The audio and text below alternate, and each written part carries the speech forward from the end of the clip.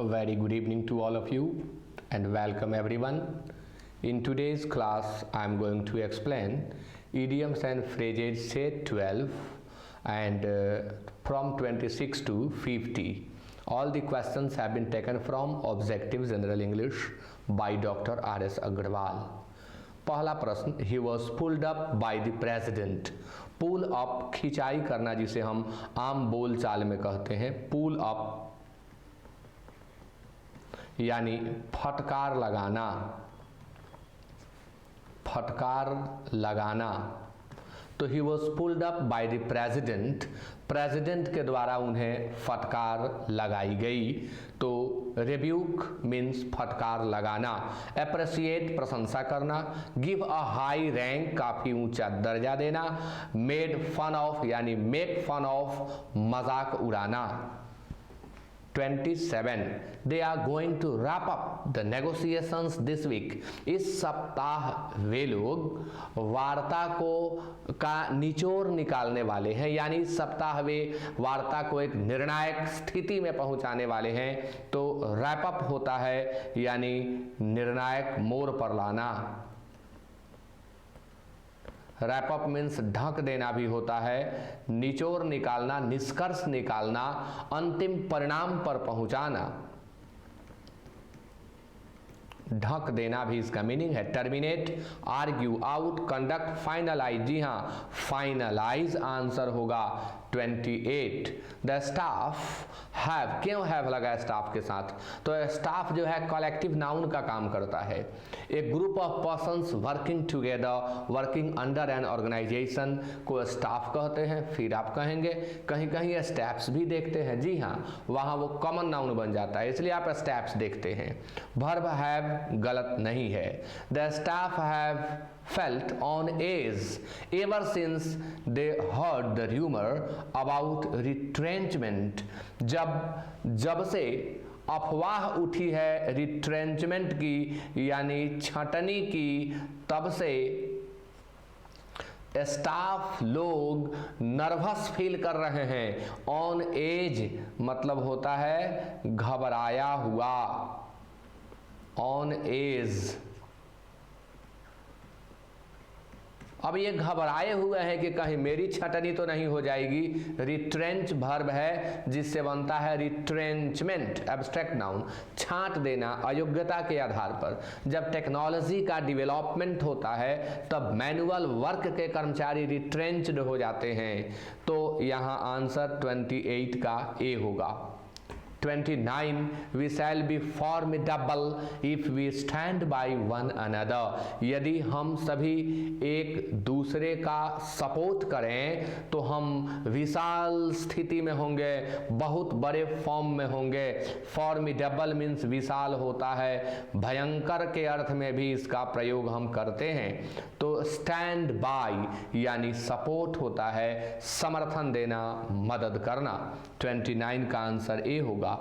30 आपके सामने, he worked upon the ignorant villagers।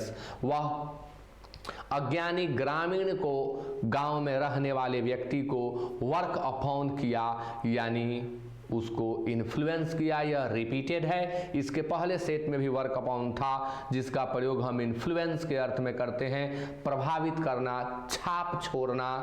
तो 30 का आंसर बी होगा।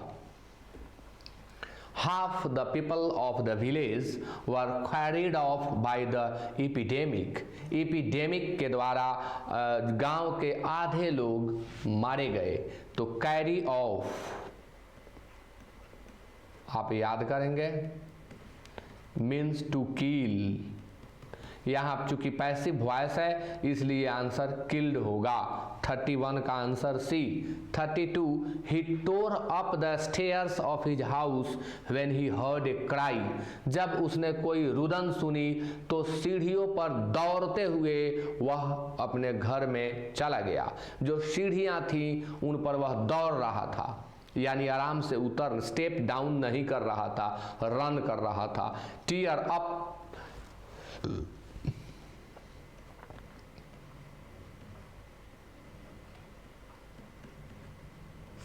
किसी गली में घुड़दौड़ करा दिया जाए तो वहाँ भी टीयर अप का यूज होता है, यानी इतने ज़्यादा घुड़दौड़ होने से, इतने ज़्यादा बार उनके आने जाने से वहाँ की जो स्थिति हो जाती है उसे टर्न अप कहते हैं, टर्न अप। तो टीयर अप उस सेंस में भी यूज होता है। और यहाँ है कि भागा भागा सा गया सीढ़ियों से, तो walked up, go up, jumped up, ran up होगा।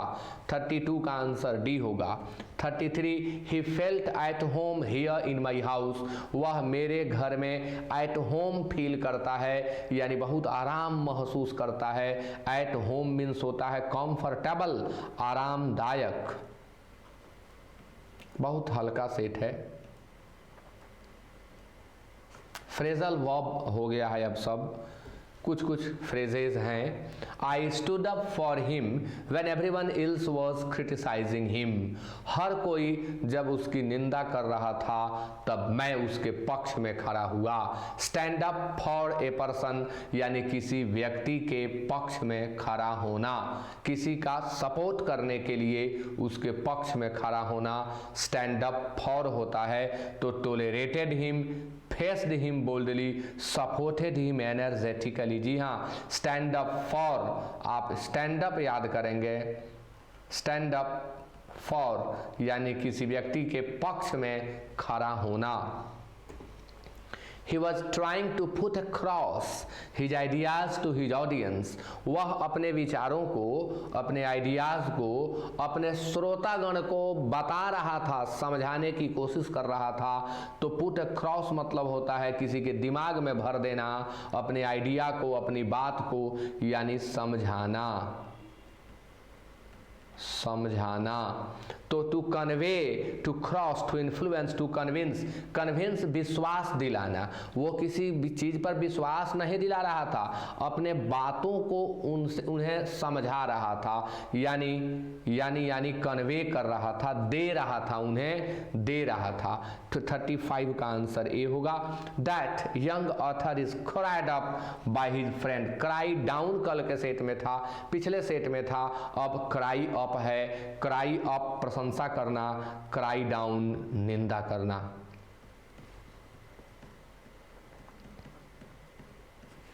क्राई अप प्रशंसा करना,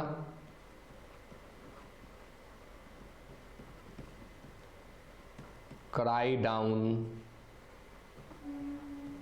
निंदा करना।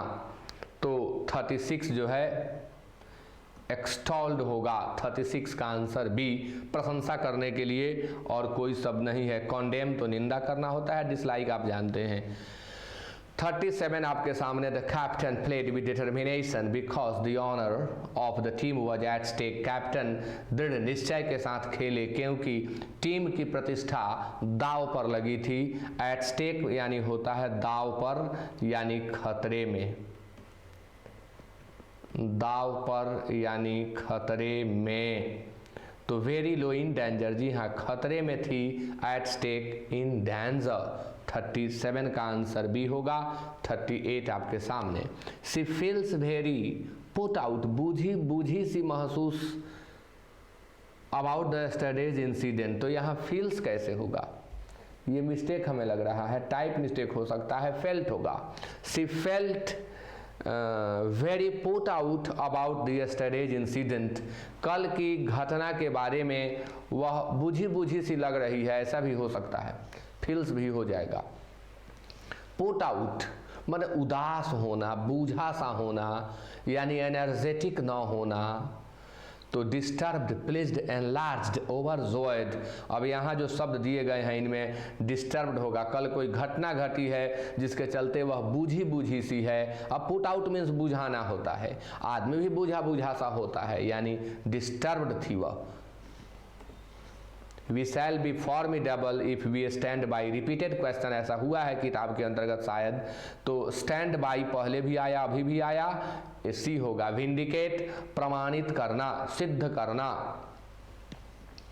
40 no one would believe but before my eyes he made away with 5000 rupees, कोई विश्वास नहीं करेगा लेकिन वह मेरे आंखों के सामने 5000 रुपये बैंक से लेकर भाग गया। मेक अवे याद करें, लेकर भाग जाना, मेक अवे लेकर भाग जाना, यानी स्टोल कर लिया, स्टील चुराना, पिलफर चुराना, तो यहाँ स्टोल होगा स्टील का दूसरा रूप। The old father brought home the moral of unity, यानी पिता जो वृद्ध थे उन्होंने अपने किसको जी, by asking each of his sons to break the bundle. अच्छा कहानी है यह, बंडल लकड़ी का बांध दिए, स्टिक का, छड़ी का, और बेटों को उन्होंने कहा तोड़ो, बंडल नहीं टूटी, और इससे वो यूनिटी के शिक्षा को दिए, मोरल पाठ सिखाए बच्चों को। तो ब्रिंग होम मतलब समझाना होता है, ब्रिंग होम टू, लेकिन यहाँ टू नहीं दिया गया है क्योंकि द मोरल ऑब्जेक्ट आ गया है। ब्रिंग होम दिमाग में भरना या समझाना। वॉइस डिक्लेयर्ड एम्फसाइज सजेस्टेड, अब चूंकि मजबूर हैं हम लोग की जो दिया है उसमें से सेलेक्ट करो, तो एम्फसाइज्ड होगा। पिता बच्चों को अपने सिखाना चाहते थे कि एकता में बल है, छड़ी को बांध दिए और बंडल बना दिए, कहा तोड़ो नहीं टूटेगा, तो वो एम्फसाइज किए इस तरीके से। 41 का आंसर सी होगा। 42 I can't conceive of a time when I was without a refrigerator, मैं उस समय की कल्पना नहीं कर सकता हूँ जब मैं बिना रेफ्रिजरेटर के रहता था। कल्पना, कॉन्सीव, कल्पना करना, कॉन्सीव गर्भ धारण करना, कंसीव ऑफ लगता है, ठीक है, कल्पना करना, कल्पना करना, गर्भधारण करना, कंसीव केवल, धारण करना, किसी चीज को अडॉप्ट कर लेना, understand, imagine, depend, wait for, answer imagine होगा। 43 the case was held over due to the great opposition to it, बहुत अधिक अपोजिशन के कारण केस को होल्ड ओवर कर दिया गया, स्थगित कर दिया गया।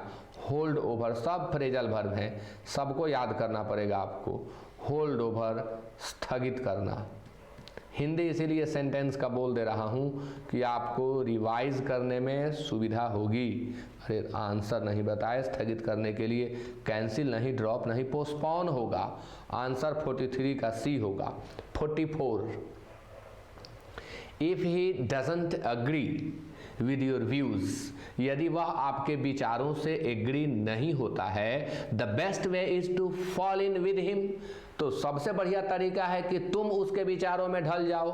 टू फॉल इन से सहमत होना, तो सबसे बढ़िया है कि तुम उसके विचारों से सहमत हो जाओ, यानी तुम अग्री कर जाओ उससे।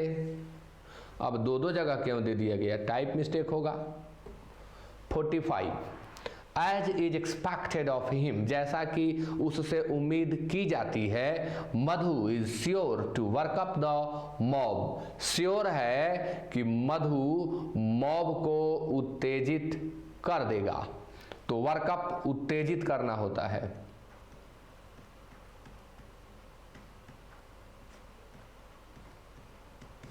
एक्साइट, इन्फ्लुएंस, ब्रोबीट, धौंस जमाना ब्रोबीट होता है, प्रभाव जमाना इन्फ्लुएंस है, टैकल समाधान निकालना, हल निकालना।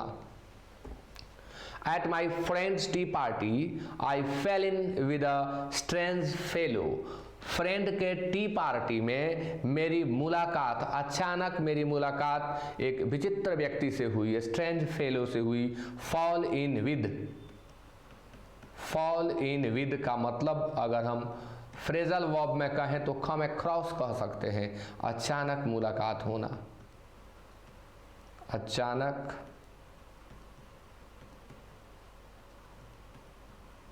मुलाकात होना। मेट एक्सीडेंटली 46 का आंसर बी होगा। 47 I ran out of money on my European tour, मैं यूरोपियन के टूर पर था और उस समय मेरा पैसा खत्म हो गया। रन आउट ऑफ समाप्त हो जाना।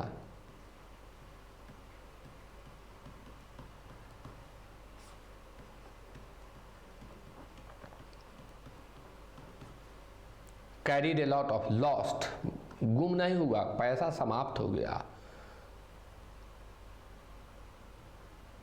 एग्जॉस्टेड माई स्टॉक, जी हाँ, आंसर 47 का डी होगा।